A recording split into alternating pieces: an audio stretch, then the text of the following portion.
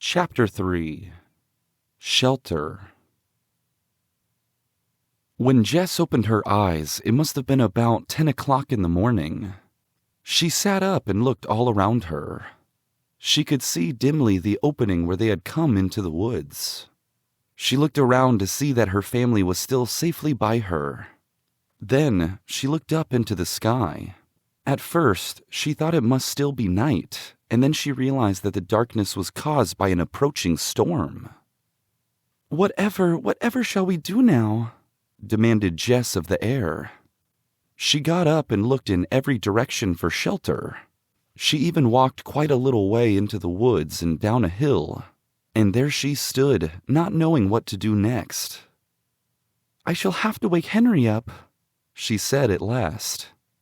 "Only how I hate to." As she spoke, she glanced into the forest, and her feet felt as if they were nailed to the ground. She could not stir. Faintly outlined among the trees, Jess saw an old freight or boxcar. Her first thought was one of fear, her second, hope for shelter.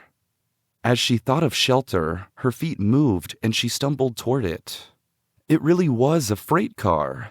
She felt of it. It stood on rusty, broken rails which were nearly covered with dead leaves. Then the thunder cracked overhead. Jess came to her usual senses and started back for Henry, flying like the wind. He was awake, looking anxiously overhead. He had not noticed that Jess was missing.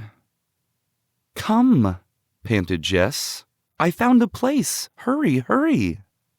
Henry did not stop to ask questions. He picked up Benny, telling Violet to gather up the hay, and then they ran headlong through the thick underbrush in Jess's wake, seeing their way only too well by the sharp flashes of lightning.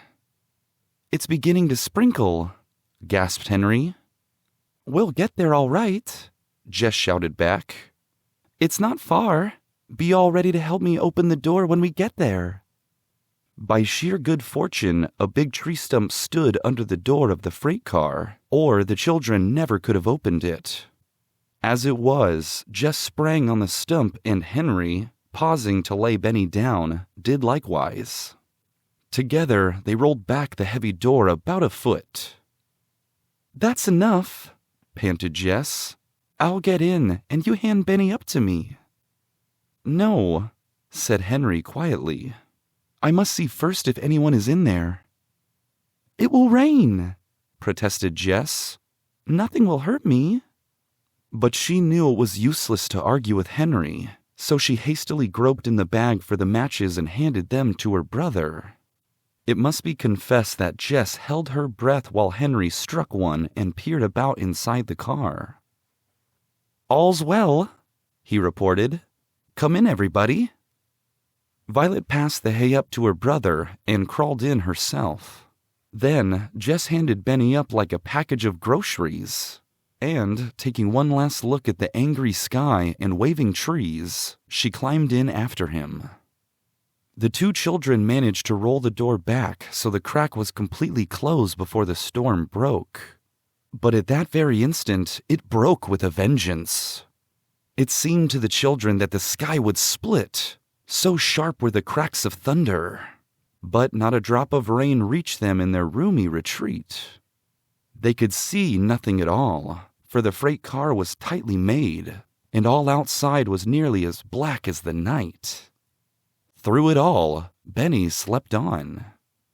Presently, the thunder grew fainter and rumbled away down the valley, and the rain spent itself. Only the drip from the trees on top of the car could be heard. Then Henry ventured to open the door. He knelt on his hands and knees and thrust his head out. The warm sunlight was filtering through the trees, making golden pools of light here and there.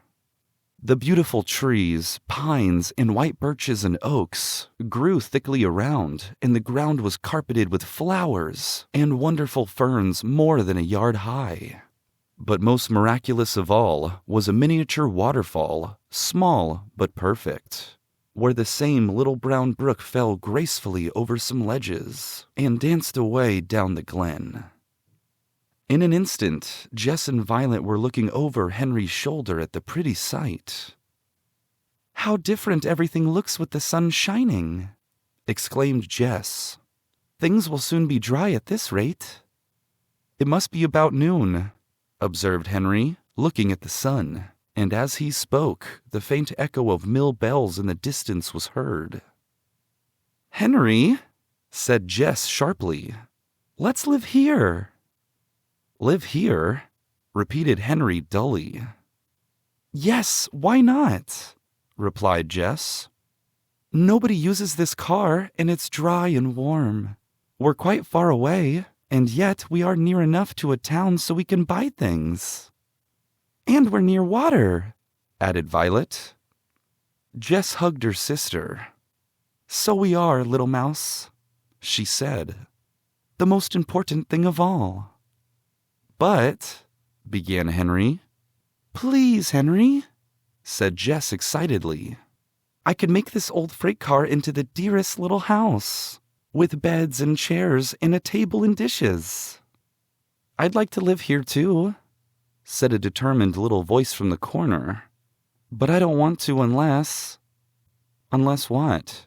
asked Henry, panic-stricken. "Unless I can have my dinner," Benny finished anxiously.